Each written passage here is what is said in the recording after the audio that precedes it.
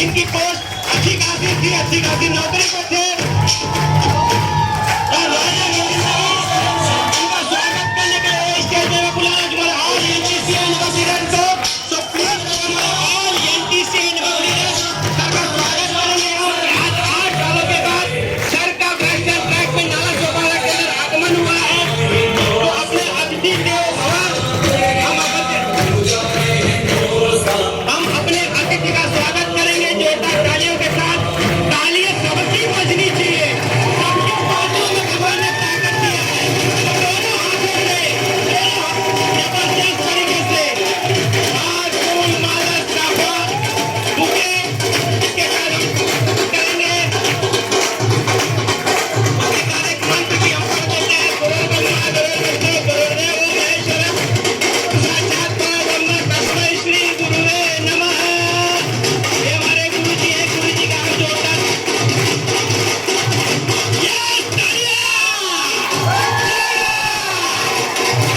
Thank you NTC leaders, thank you very much.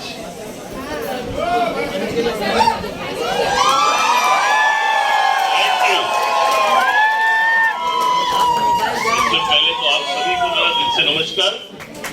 और जितने भी लोग खड़े हैं ना, ये लोग मुझे लगता है आपसे पहले करोड़पति बनेंगे, इसलिए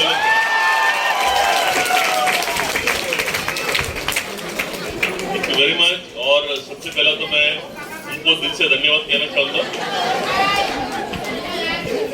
जिन्होंने यहाँ पे आने का मौका दिया। इसलिए हमारे Digvijay sir, thank you very much sir, आपने मुझे बुलाया, थैंक यू सर के लिए एक बार जोरदार। इन्होंने आपके लिए इतना बढ़िया प्रोग्राम आज अरेंज किया है।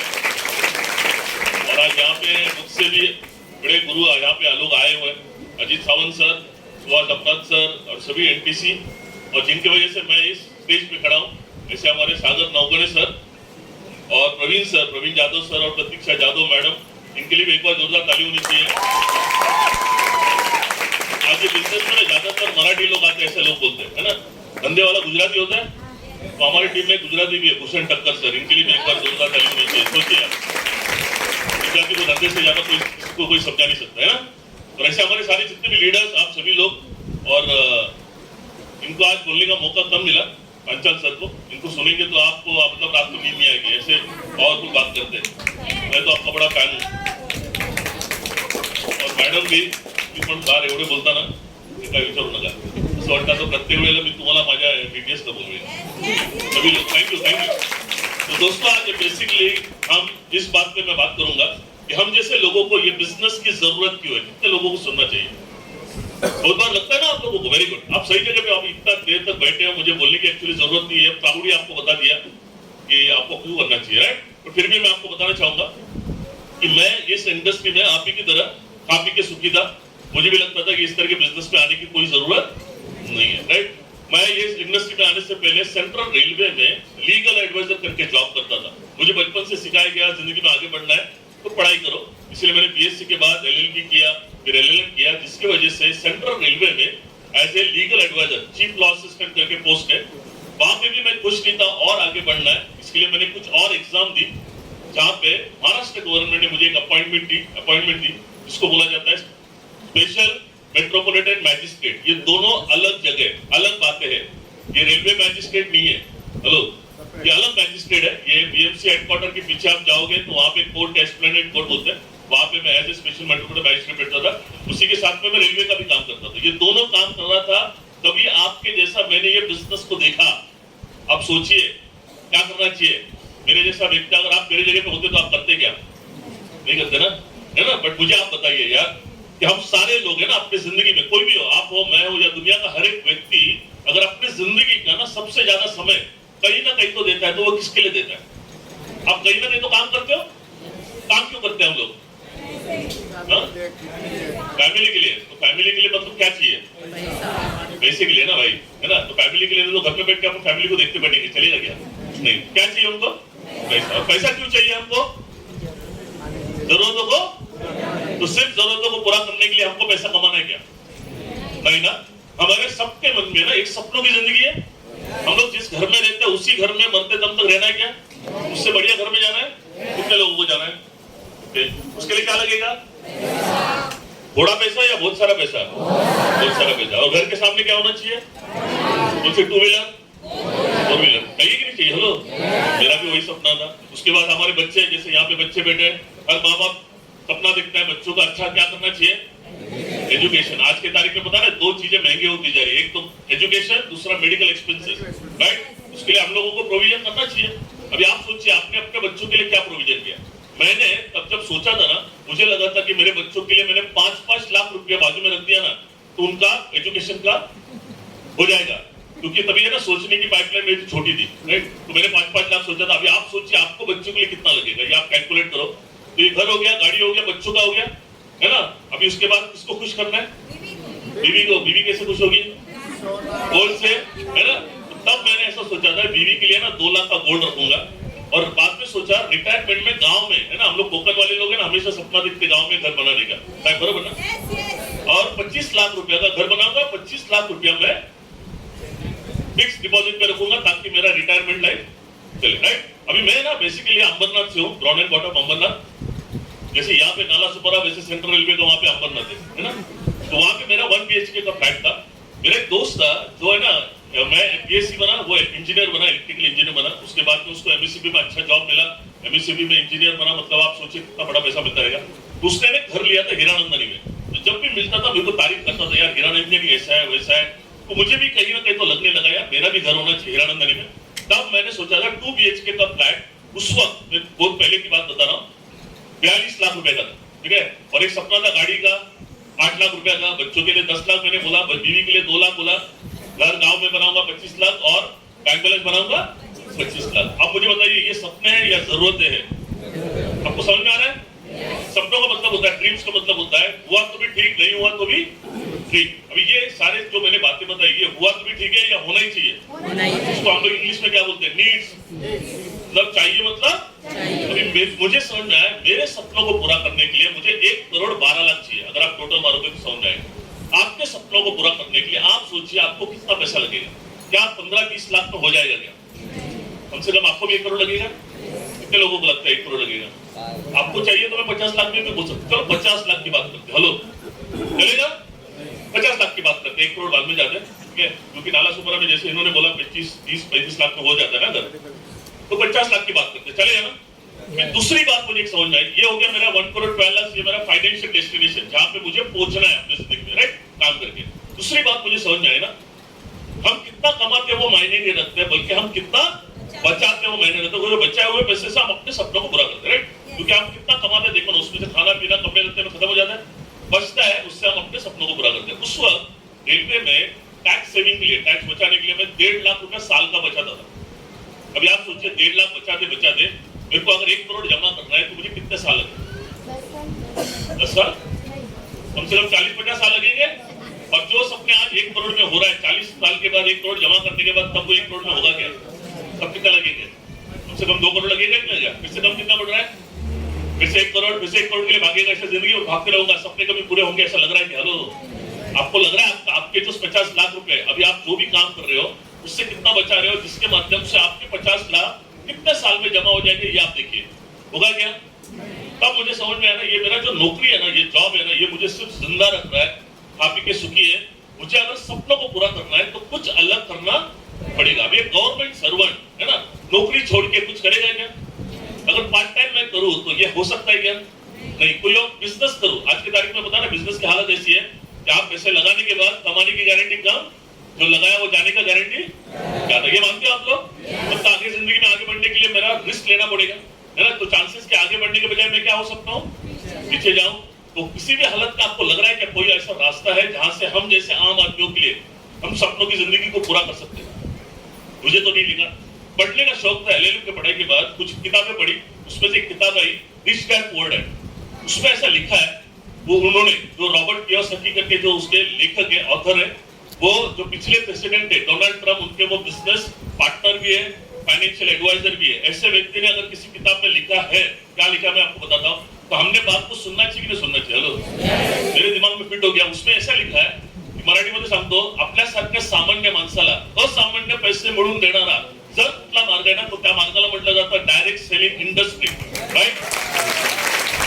हम जैसे आम आदमी नहीं हो तो अगर सपनों की जिंदगी को पाने के लिए अगर कोई रास्ता है तो उसको बोला जाता है डायरेक्ट सेलिंग इंडस्ट्री। पर इस डायरेक्ट सेलिंग इंडस्ट्री में दोस्तों एक बात बताता हूँ, हजारों नहीं लाखों कंपनियां, पर एक ही एक ऐसी कंपनी है जिन्होंने मुझ जैसे कई सारे प्रैक्टिकली लोगों को है ना करोड़पति बनाया हुआ है। One and only one, my lifestyle marketing global private limited.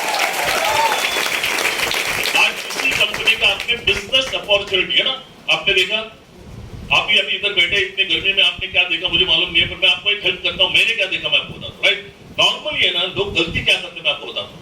हम लोग बिजनेस अपॉर्चुनिटी देखते हैं, बट है ना बिजनेस को लॉजिकली देखना चाहिए बजाय इमोशनली देखते हैं। इमोशनली का मतलब क्या होता है, हमारे मन में है ना इस बिजनेस के बारे में ना अलग अलग भावनाएं है ना, सोच है।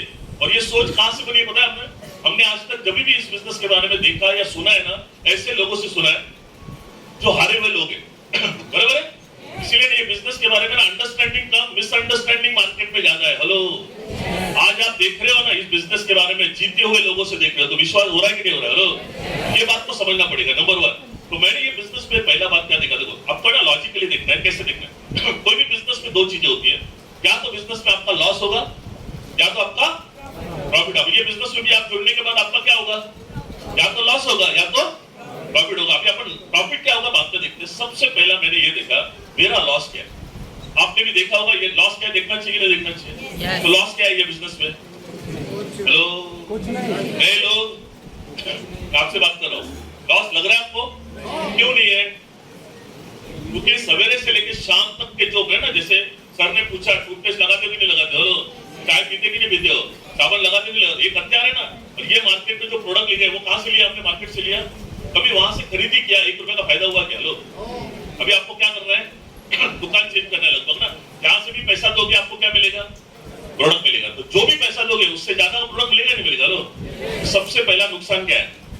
नुकसान कुछ नहीं बचा। फिर अभी फायदा 1000 का करने का या 1 लाख का करने का या 1 करोड़ का करने का, किसके ऊपर है? तो फायदे के लिए बिजनेस शुरू करना चाहिए नहीं करना चाहिए? तो मैंने शुरू किया, अच्छा किया बुरा किया? लो, नंबर 1। नंबर 2 मैं आपको बता रहा हूँ, beauty of this business is कि आपको इस बिजनेस से पैसे कमाने के लिए आपको अपना नौकरी धंधा जो भी काम चल रहा है जहां से आप कमा रहे हो उसको छोड़ने की जरूरत, वो करते रहिए। हर एक को है ना अपने काम के अलावा 4 घंटे का खाली समय होता है जो वो ज्यादातर टीवी देखने में या दोस्तों के साथ में गप्पे मारने में बिताता है। वो टाइम को वेस्ट करने के बजाय अगर आप अपने फ्यूचर के लिए या आप अपने सपनों के लिए इस बिजनेस में इन्वेस्ट करोगे जहां से आप अपनी जिंदगी सपने को पूरा करोगे, तो करना चाहिए कि नहीं करना चाहिए? हेलो, टाइम को वेस्ट करना चाहिए कि इन्वेस्ट करना चाहिए? तो मैंने इन्वेस्ट करना चालू कर लिया। सेकंड बात मैंने देखा कि मुझे अपना रेलवे का नौकरी छोड़ने की जरूरत नहीं है। तीसरी बात मैंने क्या देखा मैं आपको बताऊं, मुझे मालूम था मेरे को 1 करोड़ रुपए चाहिए। तो उस व्यक्ति को जिसने ये प्लान बताया ना उसको पूछा, भाई साहब ये बिजनेस अगर 1 करोड़ कमाना है तो कितने साल लगेंगे? उसने एक बहुत अच्छी बात बताई, ध्यान से सुनना। वो बोला कोई भी व्यक्ति जितना ईमानदारी से कोई जॉब को करता है या किसी बिजनेस को करता है ना, उतना ईमानदारी से कोई माइलेज करे ना तो उसको ज्यादा से ज्यादा 3 से लेकर 5 साल लगेंगे करोड़पति बनने के लिए। मैंने बोला बढ़िया, आप लोग सुन के खुश हो गए ना? मैं खुश नहीं हुआ क्योंकि है ना मैं एडवोकेट आती है ना, मैजिस्ट्रेट था, तो मैं ना हमको प्रूफ चाहिए, एविडेंस जिसको बोलते हैं। राइट, मैंने बोला यार प्रूफ क्या है? तो उसने ना इस कंपनी की डायरी बताई जहाँ पे कई सारे लोग थे जिन्होंने ये बिजनेस के माध्यम से मर्सिडीज, BMW, ऑडी ऐसी गाड़ियां ली थी। मैंने बोला इनके साथ में तब कितने साल में हुआ? उन्होंने वही बोल 3 से 5 साल में। तो मैंने देखा इतने सारे लोगों के साथ में हो सकता है, जैसे आज यहाँ पे भी कितने सारे एचओज आए कि नहीं आए? हेलो, तो मेरे साथ भी हो सकता है नहीं हो सकता है?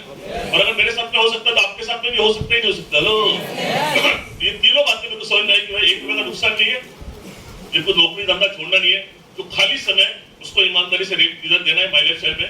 तीसरा, जो 25 साल में काम करके पैसे कमाने वाला था ना, वो अगर ये बिजनेस को 5 साल में देने वाला है तो अगला 20 साल क्या हो जाएगा? बचेगा ना? या तो मैं आराम करूंगा और या तो मैं और पैसे कमाऊंगा। क्या करना चाहिए? सही करना चाहिए कि नहीं? दोस्तों काम करना शुरू किया, ईमानदारी से काम किया। मैं आपको बताना चाहता हूँ रेलवे का मेरा उस वक्त का सैलरी था साल का 4 से 4.5 लाख रुपए। मैंने ये बिजनेस से फर्स्ट ईयर में इनकम किया 22 लाख रुपीज। राइट, मेरा 21 साल में मैंने गाड़ी लिया होंडा सिटी 21 साल में। और मुझे ये बिजनेस में ये जो डायनेमिक लीडर्स आज मैंने जिनका नाम बताया वो लोग मेरी टीम में आने की वजह से मुझे 3 से 5 साल नहीं लगे, मैं 2.5 साल के अंदर मोर देन 1 करोड़ इनकम किया। आज मैं रहता हूँ हीरानंदानी में, जहाँ पे 3.5-4 करोड़ का फ्लैट है। आज मर्सिडीज लेके आया हूँ, मेरे पास जीप कंपास भी है।